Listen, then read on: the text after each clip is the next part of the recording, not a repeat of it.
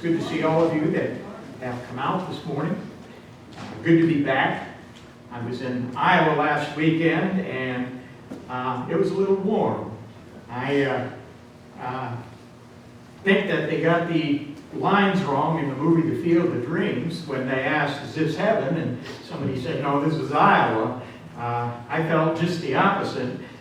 Somebody said, "This is hell," and I said, "Yeah, this is Iowa." So it was a little warm. 107 degrees was the feel-like temperature. So we spent a good deal of time in the camper in the air conditioning and tried to stay cool as much as we could. But it was still a little tough. We wanted to visit and enjoy each other's company, but it was just too warm to stay out there for any long period of time. I felt kind of bad this morning. I picked up my Bible, and there was dust on it. And I said to myself, "What's going on here?" And then I realized, well, I use my phone most of the time, and because it's convenient, I can stick it in my pocket and carry it around. And so I brushed off the Bible, and I felt a little guilty. But then I said to myself, well, I'm not cheating anyone or cheating myself because I do it on my phone. Problem one is, though, I've been having a few glitches with my phone lately, so I didn't want to get up here this morning and try to give a lesson and have it zonk out on me and try to recover. So I got out my Bible with the large letter print, and you can see it's all marked up because the subject that I'm going to speak about this morning is one that I've given several times, and I enjoy it. I used to relate this to my kids when they were growing up, and have given several lessons on it. Being that I'm an old boater, or as they called it, a marine technician, I get very involved with this chapter, and I love talking about it because it has and deals with boats. Although it's a sailboat, and I haven't done much of that a couple of times, but I was a powerboat person where we just got in and put the key in and turned on the ignition and put it in gear and would go. Sailboat's a little different. Of course, us powerboaters always made fun of the sailboaters. We called them lead bellies because they had lead in their keel to keep them from tipping over in the wind or whatever. So we always made fun of them. And of course, the sailboaters always made fun of us powerboaters. They always called us stink pots because of the gasoline and the fumes that we were using. So it kind of went back and forth. And I've been on a sailboat a couple of times, and in fact, I was lucky enough to crew one time on a friend of mine's boat. We went to Red Lake, Minnesota on a 35-foot boat of his, and he told me, he said, "There's going to be things I'm going to ask you to do, like put up the mainsail and run the winch and all of that." And I said, "Okay." So then we'll get into that in a little bit. I've chosen Acts, the 27th chapter. It's when Paul was going to prison in Italy, in Rome, Italy. He was going to stand before Caesar there for the accused things that they said he had done. It kind of all starts back in Acts, the 16th chapter, as Paul and Silas traveled to Philippi and met up with Timothy there. They, of course, was preaching the gospel and teaching the Word of God as they were supposed to be doing. And of course, Paul, being the man that he was just trying to promote and perpetuate the Word of God. And they ran across a woman there by the name of Lydia, and they became good friends, and Paul had been talking to her and trying to convert her, and they said Lydia was a lady who was a seller of purple. And I thought, well, that would be a nice job, you know, if that's the case. And in fact, I kind of dressed for it this morning. But anyway, she was a seller of purple. In other words, she probably sold robes and scarves and maybe headbands and all things purple to people that she knew or came across, and so on and so forth. Now, while they were there in Philippi, they decided that all three of them, Paul, Silas, and Timothy, would go outside the city, outside the gates there, and go to the river and maybe pray. And as they went out a time or two, they were heckled by a young woman that kept yelling out of the crowd and talking about, you know, Jesus Christ and yelling loud things. And it got to the point where it annoyed Paul. And if you read there in the 16th chapter and so on, that finally he got tired of it and finally went and took the spirit out of the lady, so to speak, with the power that he had. And of course, the Jews didn't like that because he was talking about things that they didn't like to hear. And so as the story goes, this is kind of why Paul got into trouble and was going to have to go and face prison and so on and so forth. In the next few chapters, as you read, say like from the 16th chapter up to about the 27th chapter here, you'll find out that Paul was put in prison, him and Silas, and that particular night there was an earthquake and it shook the jail, and the doors fell open to the jail, and of course the shackles fell off everyone that was locked up there. And the one that was in charge was really kind of upset and was going to kill himself. And Paul said, no need. He said, we're all here. He said, no one is left and everybody is fine.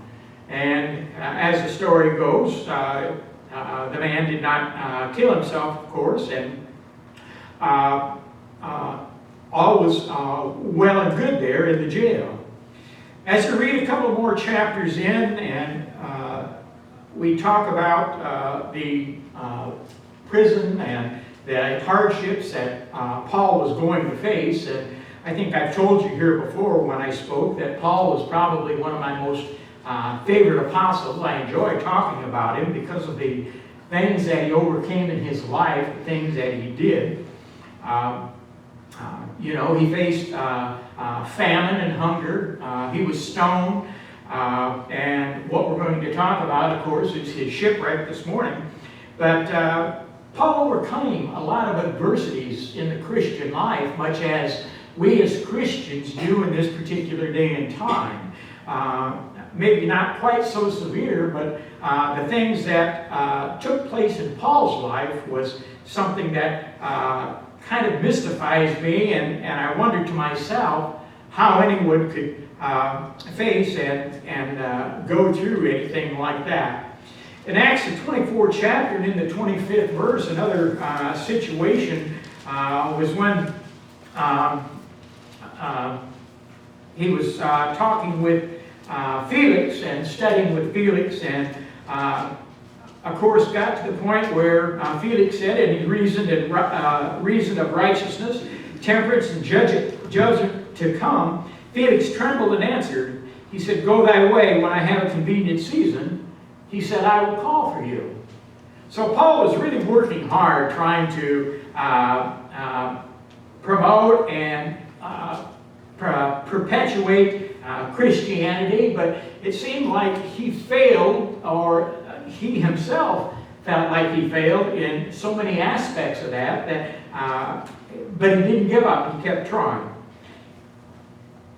In Acts the 26th chapter, he faced King Agrippa, and he worked with King Agrippa for quite a long while. And in the 26th chapter and in the 27th verse, King Agrippa, he says, believest thou the prophets? He says, I know that thou believest. Then Agrippa said unto Paul, he says, almost he said, thou persuadest me to be a Christian. So Paul was really working hard in what he was doing, trying to convert people and make them Christians. And I think that as he was taken captive here and placed into prison, that he probably felt bad, or probably felt that he was used and maybe wasn't doing his job as much as he thought the Lord wanted him to do. But he was facing the same things that we face ourselves in this very day and time. You know, you can talk to people and tell people about Jesus Christ, but if they don't want to hear it, they're not going to listen to you, or and they're going to do what they want and just forget about living a Christian life and continue as most people do, living in the world. Paul here in the 27th chapter, it said, "And when it was determined that we should sail into Italy, they delivered Paul and a certain other prisoners unto one named Julius, a centurion of Augustus' band." I think Julius was probably a fairly good Joe, and as we read down here, that as they started their journey and landed on in a couple of places, that he let Paul, it says here, when they hit sight in the 3rd verse, that Julius courteously entreated Paul and gave him liberty to go unto his friends and refresh himself. So I think that Paul was, even though he was a prisoner, was probably treated fairly well and treated good by Julius. And so I think as he made his trip to prison, it wasn't maybe all that bad, but I'm sure it must have weighed heavy on his mind what he was going to face and what he was going to go through when he met with Caesar there in Rome, Italy. I know that I would be probably upset and concerned as to just which way the judgment was going to go. But it goes on and says here in the 4th verse, "And when they had launched from thence, we sailed under Cyprus because the winds were contrary. And when we had sailed over the sea of Cilicia and Pamphylia and came to Myra, a city of Lycia, and there was a certain centurion found a ship there that was, the name of it was the Alexandria, and it was sailing unto Italy. And so that's the ship that they put it on. I'm sure as they tried to sail and miss some of the rough seas and the wind and everything, that they were kind of concerned. It was the time of year, or it was the season when it was kind of treacherous on the water or on the seas. And I know I've been caught out there several times.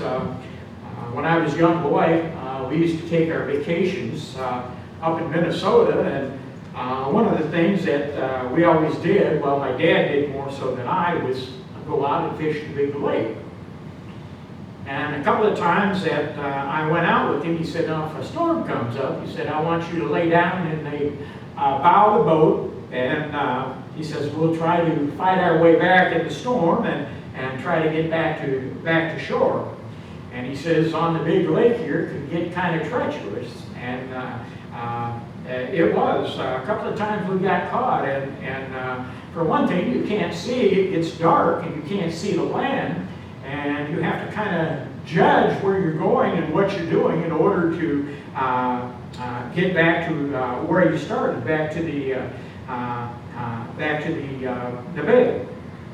And so I'm sure that they were concerned here with the fact that they were sailing at a bad time. You know, everybody always talks about Lake Superior, how bad it can be in the fall time. You know, they even wrote a song about the sinking of the Edmund Fitzgerald in November, when Lake Superior was quite treacherous. So I'm sure that in this part of the country it's just as bad, because they were scared and was trying to forego or sail around the winds and the bad weather.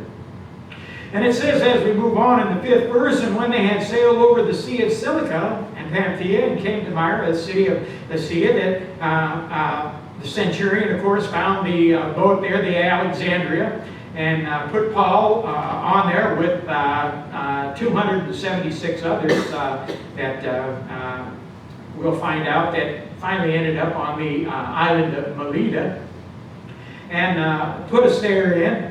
And when we had sailed slowly many days, and scarce came over against Cydnus, a wind not suffering us, we sailed under Crete over against Salome. And hardly passing it, came unto a place which is called the Fair Haven, nigh, it says, whereunto was the city of Lycia. And when much time was spent, and when sailing was now dangerous, because of the fast was now already past, Paul admonished them. He told them, he said, it's bad weather. He said, I don't think we should go on. He said, I think we should, lay hold here and wait for the weather to pass and then move on. And they said unto him, Sirs, I perceive that this voyage will be with hurt and much damage, not only of the lading of the ship, but also our lives. So Paul kind of warned them here and told them that maybe they shouldn't go on. They should just weather it out here and wait for the weather to clear. But as we read the 11th verse, the centurion, he believed the pilot and the master more so than what Paul was talking about, and bid them to go on or go ahead and continue sailing. And it says, and because the haven was not commodious to winter in, the more part advised to depart thence also, if by means they might attain Venice, and there to winter, which is in the haven of Crete, that lieth towards the southwest and northwest. So they weren't quite happy with, or Paul wasn't quite happy with where they were at. And this centurion said, well, we'll move on and we'll try to get to Crete and lay hold there where it won't be quite as bad. And as we go on here in the 13th verse, and when the soft wind blew softly, supposing that they had obtained their purpose, loosing thence, they sailed close to the island of Crete.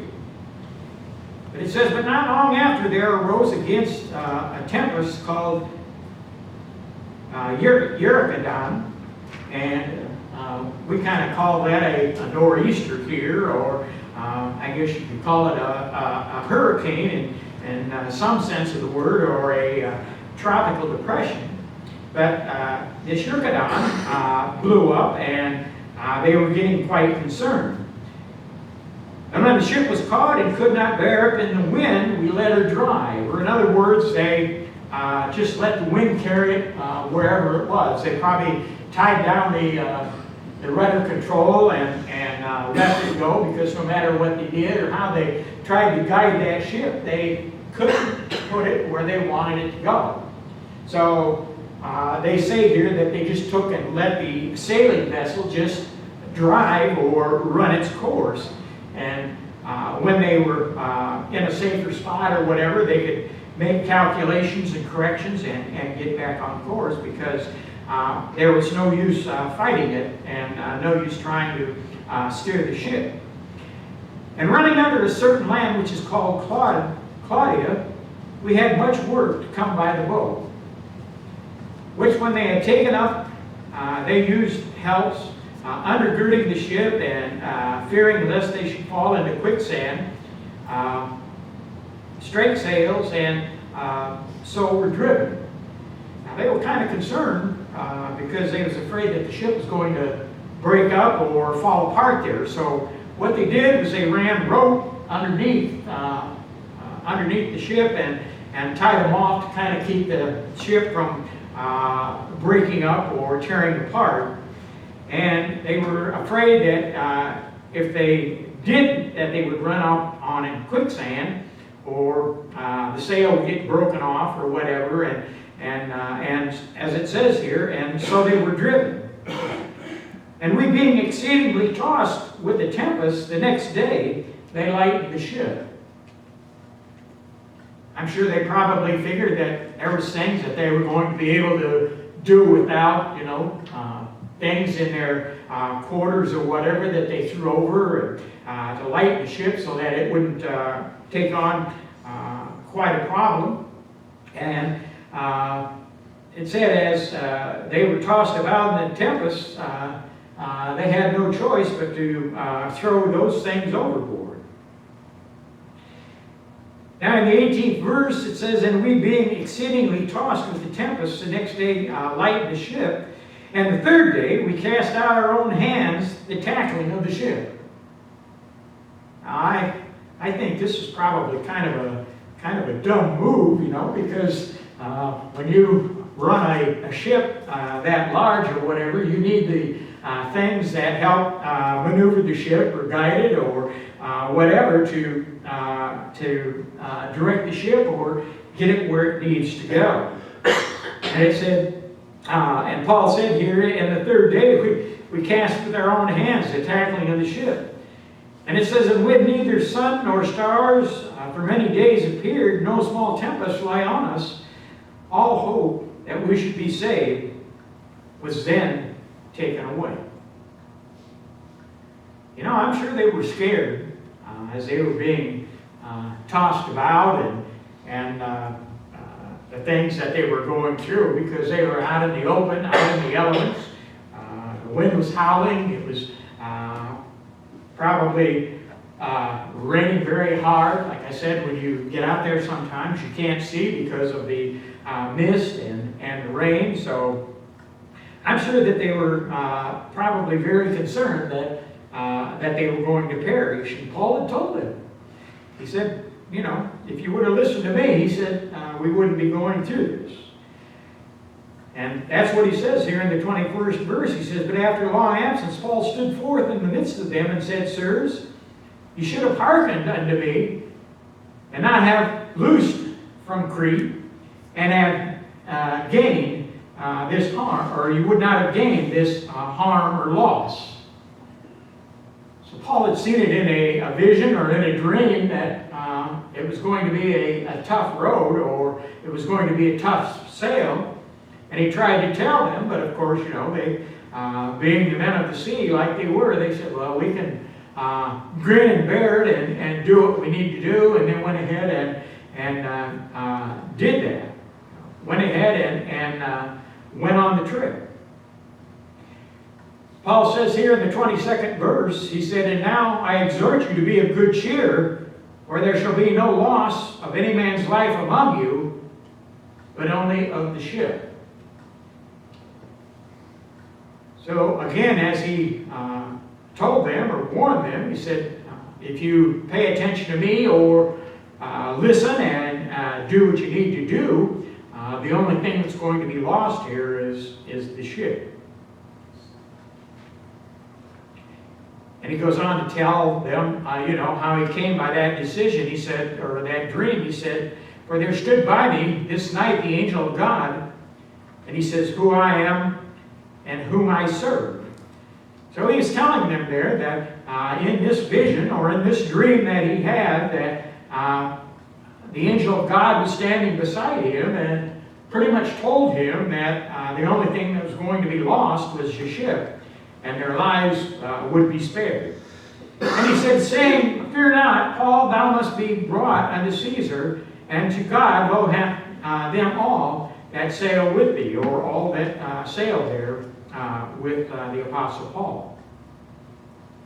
And he says, "Wherefore," he says, "Sirs, be of good cheer, for I believe God, that it shall be even as it was told unto me." Or what he was telling them there, he said, "I am a Christian, a man of God, and I do believe what the angel has told me, and the inspiration through God, that we are going to be saved. And as he said, howbeit we must be cast upon a certain island." Now, Paul saw this in his dream or in his vision, that they were going to be saved and going to be safe when it finally ended up.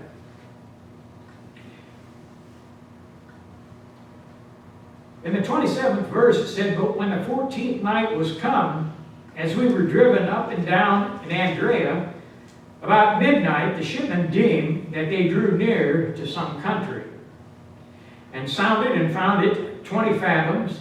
And when they had gone a little further, they sounded again and found it 15 fathoms. Now, I don't know why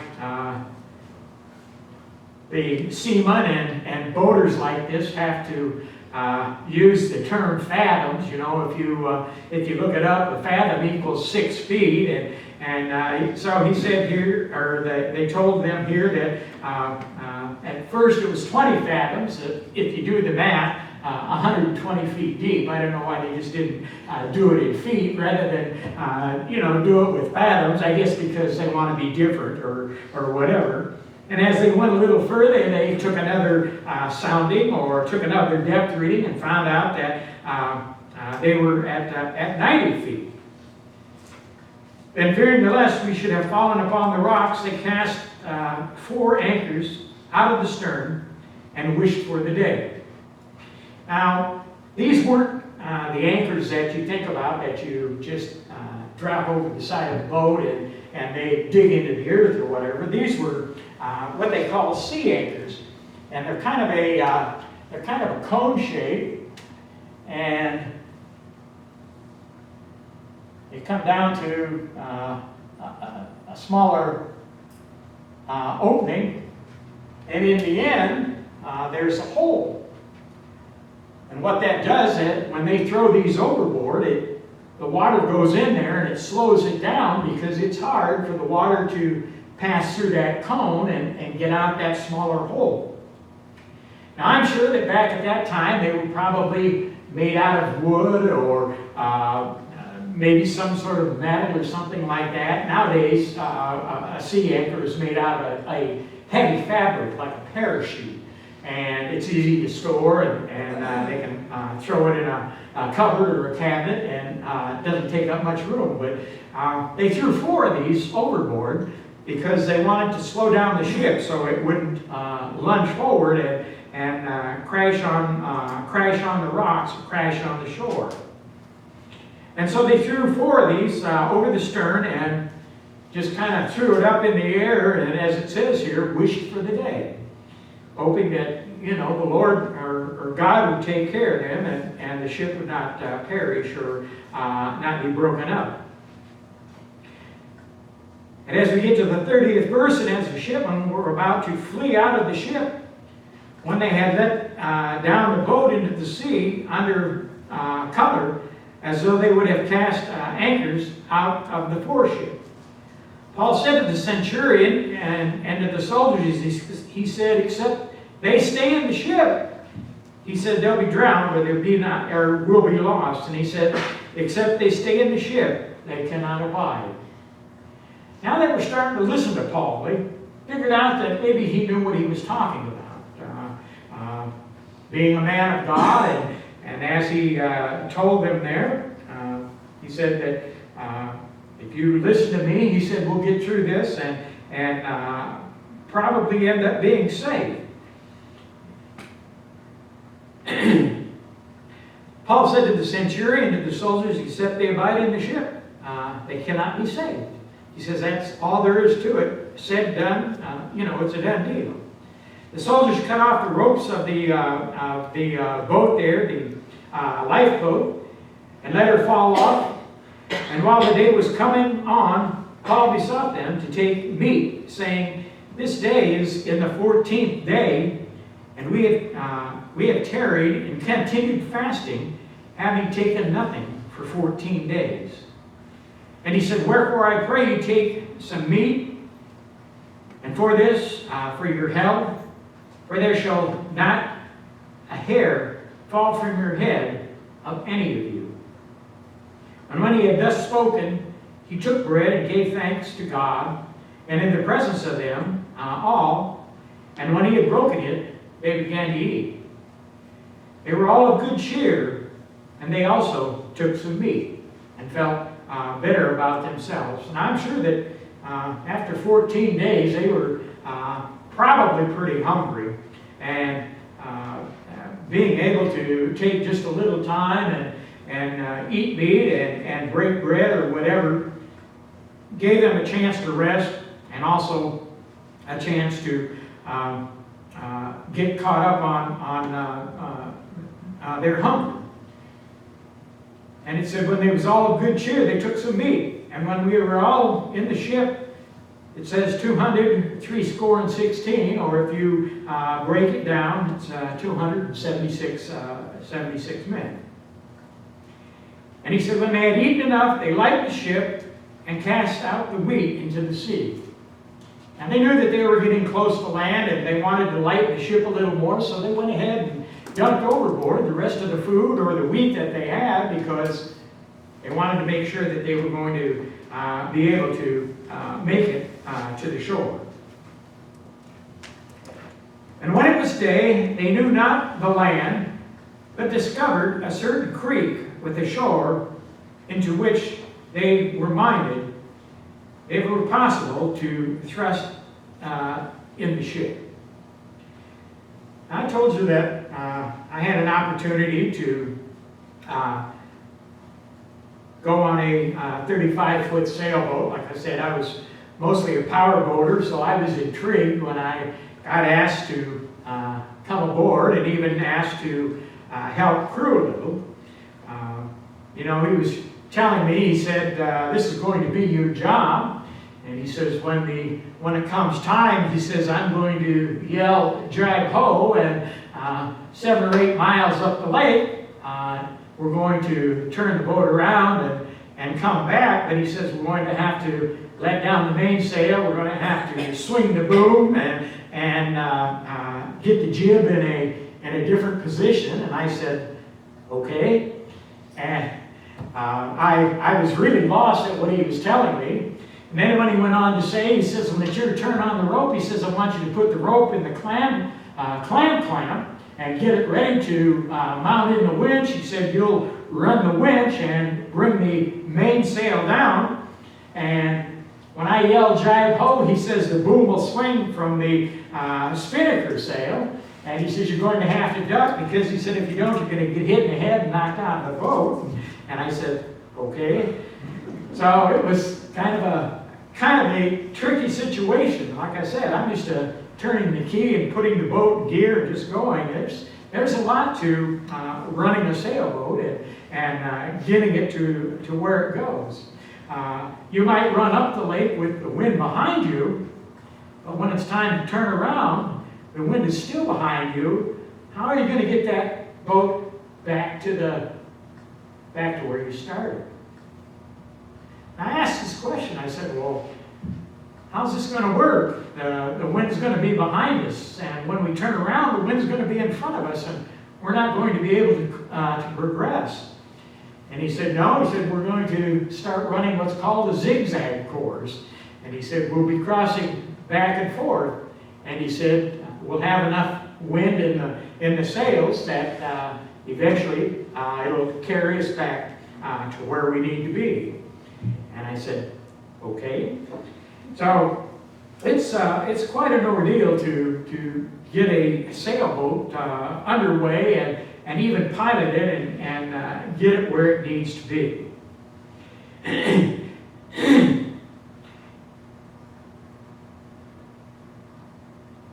As we look here in the 39th verse, and when it was dry, they knew not the land, but they discovered a certain creek with the shore, into the which we were minded, and it were possible to thrust in the ship into that spot.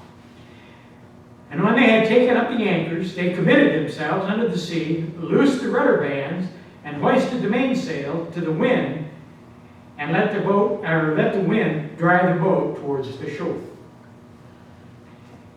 And falling into place where 2 seas met, they ran the ship aground, and the forepart stuck fast and remained unmovable. But the hinder part, or the stern of the ship, was broken up because of the violence and of the waves. I'm sure that when they saw all of this happening, that they were still probably, for fear of their lives, that they were going to be drowned or cast overboard and be lost. And the soldiers counseled with the with each other. And they said, we'll need to kill the prisoners. Because if we don't, they'll go in the water and swim away and swim out and escape.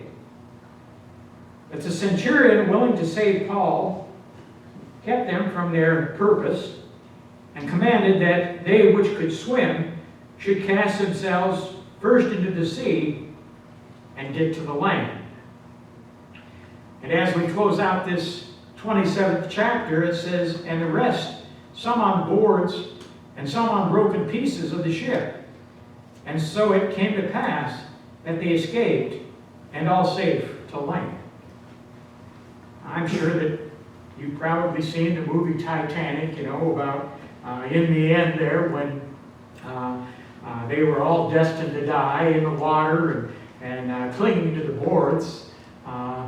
They were getting frostbite and getting to the point where they just get so cold that their core temperature in their body just eventually shuts down their body and they die or pass away.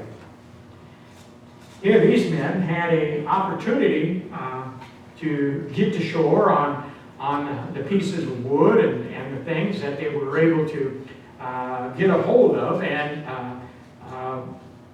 made it to shore. And as the centurion made the fact that they were not to kill the prisoners because they were all going to make it, of course, to land. And when they gave the head count there, 276 people had escaped the ship or escaped the turmoil there or the breaking up of the ship. If you want to read on and learn about what happens with Paul as he is taken there to Italy, you can do that on your own time rather than me taking your time this morning just to kind of highlight what happened here as they made it to shore. Paul, of course, met these barbarous people and was gathering sticks and stuff to kindle the fire so they could warm up.